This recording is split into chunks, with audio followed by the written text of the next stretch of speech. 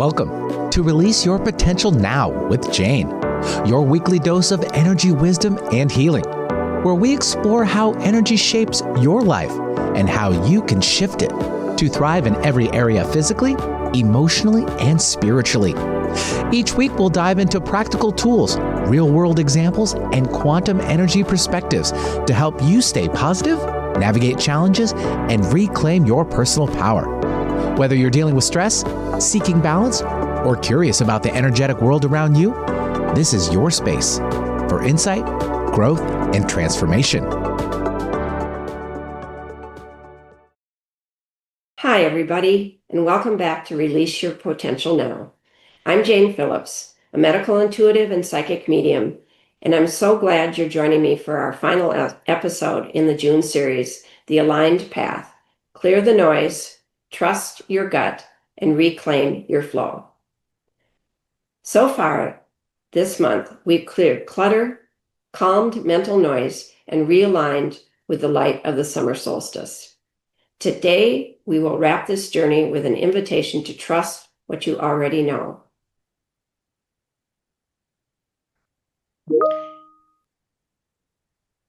So this episode is called Trust What You Know, Following Your Inner Yes. We'll talk about how intuition often whispers rather than shouts, and how trusting that subtle yes can lead to clarity, confidence, and unexpected grace. Let's start with the truth that many of us overlook. Your intuition usually doesn't come with fanfare. It's not a neon sign. It's more like a gentle nudge. Your inner yes might show up as a tightness in your body or a lightness in your body, a quickening in your heart, a sense of curiosity or peace. I've been training myself as a psychic medium and intuitive for years, and it takes a lot of practice to notice the subtle hints that we receive. And so this is a chance for you to tune into some of that. So you might also get in your body or a thought or a phrase that floats into your awareness. And most of us are trained to ignore these subtleties. We second guess and ask everyone else for advice or override our gut with logic and fear. And when that becomes a pattern, we stop trusting ourselves. And it takes a while to learn to trust yourself and to act on these intuitive hits. So this podcast is a way to get you started. So this is about what happens when you don't listen. Have you ever had a moment where you knew something, maybe even just a tiny voice saying, "Oh, don't go there," or "call that person," and you didn't listen? And later, you realized your body had known before your mind caught up. That's not coincidence. That's your inner compass, your intuition doing its job. And the more you ignore it, the harder it becomes to hear. And from my own personal experience, when we're ignoring our intuition, it's not only that we can't hear it, it's like our guidance is saying, "Oh, this person, my person isn't listening, so I guess I'm going to stop sending the messages." And you don't want that. These messages are important for you. The reverse is true, however, is if you act more on that inner knowing, the stronger and clearer it gets. And the other piece is you start to trust it.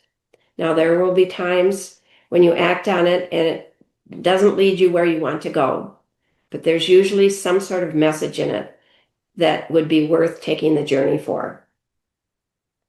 So let's take a moment to get familiar with how your intuition communicates. And try this quick exercise. And we won't spend a lot of time in this podcast.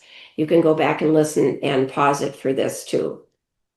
So you close your eyes for a moment and think of something that is a clear yes for you, something you feel drawn to, that you love. And I do this with my clients too to help confirm some of the work that we do together that something is shifted. So now tune in. You're thinking about what's a clear yes. What do you feel in your body? You're going to feel something. There's going to be a sensation in some part of your body. It could be your chest, it could be your heart, it could be your solar plexus. What do you feel in your body? Where do you feel expansion or ease or openness? And now think of a no, something that doesn't align. What changes? Where does your energy contract? You might feel butterflies in your stomach. You might feel a pain in your heart or something else. And this is one of the simplest ways to start telling the difference, by closing your eyes and tuning in to what you feel about going to that party, about taking a trip. Your yes will feel like expansion. Your no feels like resistance. And I'm a professional dowser. I use a pendulum all the time. And sometimes I use my pendulum to tell me yes and no. My body dowsing or my feelings are also very valid. And the thing with a pendulum is you can sometimes make mistakes. If you're listening to your body, it's going to be more true for you. So one of the hardest parts of following your intuition, or your yes, is when it doesn't make sense on paper. We've all got our logical minds doing pros and cons. And you might feel drawn to a decision that isn't safe, right? It's not safe. Or feel done with something that's still working, right? Or maybe your intuition wants you to explore a path that others don't understand. And certainly with me being a psychic medium and doing some of the paranormal work, I have a lot of friends of mine. They like me, but they certainly don't understand what I'm doing or why it's a choice. So you might want to explore a path that others don't understand. That doesn't mean it's wrong. It may be exactly right for you. And here's the thing. Your soul is always ahead of your schedule. When your inner knowing nudges you, it's not random, it's guidance. And while your brain wants a guarantee, your soul is inviting you into growth. You don't have to leap blindly. That's why we have a mental side to us. But even a small step in the direction of your yes builds confidence and trust. So will take a little longer when you do it in the replay, but I'm going to close with a simple practice you can use anytime you're unsure or spinning in indecision. So you sit quietly and place both hands on your heart. And you take a slow breath in and out. And then you say, if I trusted myself, what would I do? And just sit there with your hands on your heart.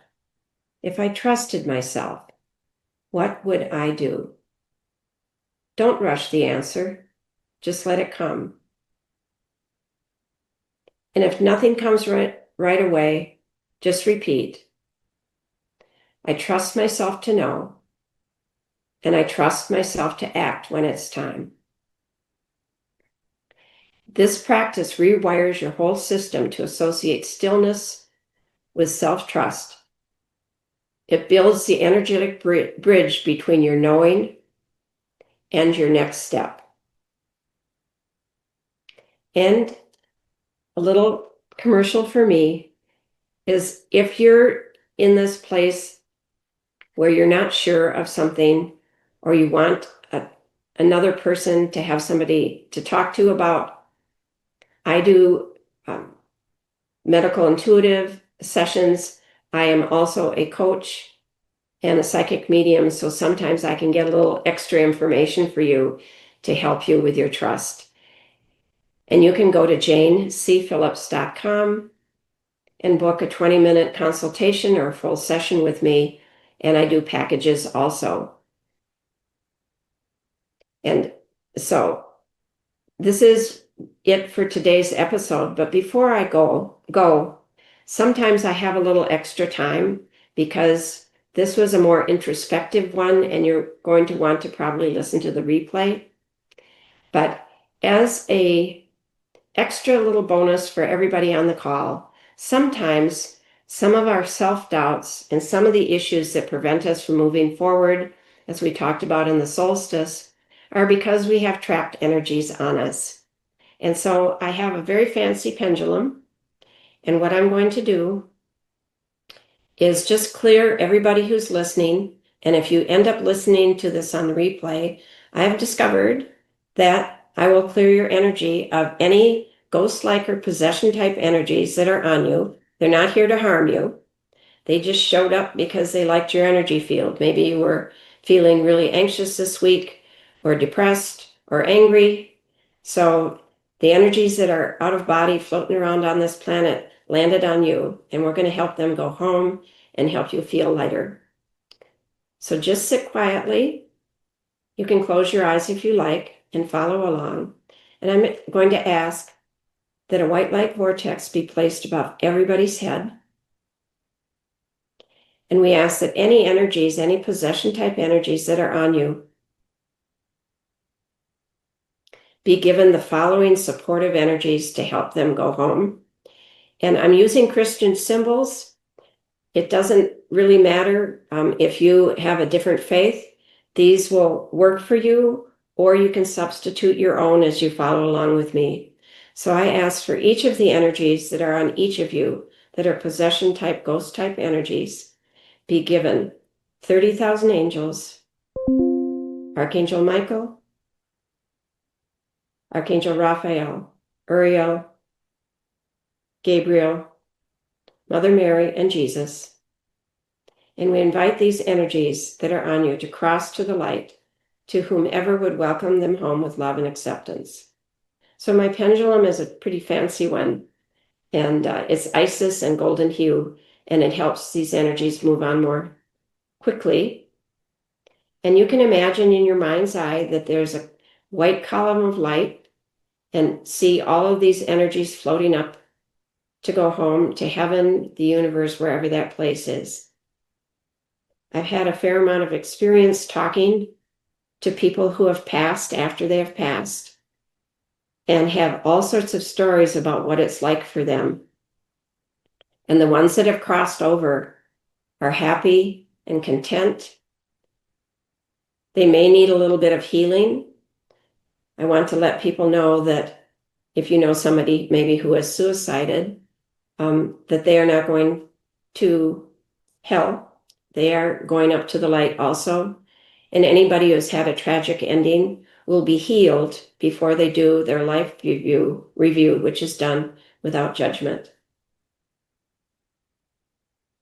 So now you're just about clear. I'm going to do one other thing for you. This isn't my complete protocol. That's enough to get you going.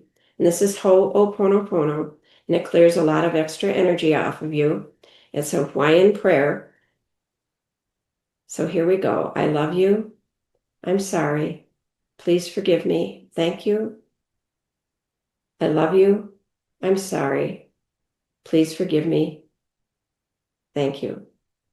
I love you. I'm sorry. Please forgive me. Thank you.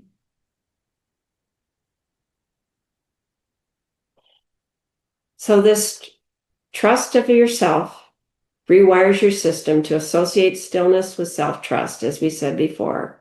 It builds the energetic bridge between your knowing and your next step. So that's it for today's episode. The final one in our June series. And next week, we're going to be talking about, starts in July. The whole month is declaring energy independence, and releasing what holds you back.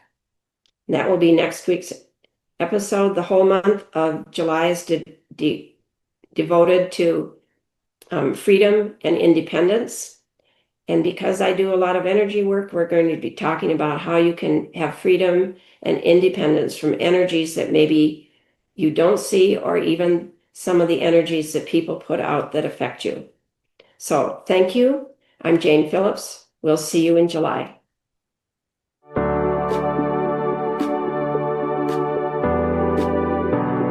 You've been listening to Release Your Potential Now with Jane, your weekly dose of energy wisdom and healing. Tune in on Transformation Talk Radio to unlock the power of energy healing and transform your life one insight at a time. Share this episode with a friend who's feeling stuck and might benefit from a little extra support on their journey. Together, we can create a ripple effect of healing and positivity, empowering individuals to live healthier, more joyful lives. Are you ready to gain control of your life and health? Then visit janecphillips.com to book a session, join a workshop, or explore how energy wisdom can help you heal and thrive.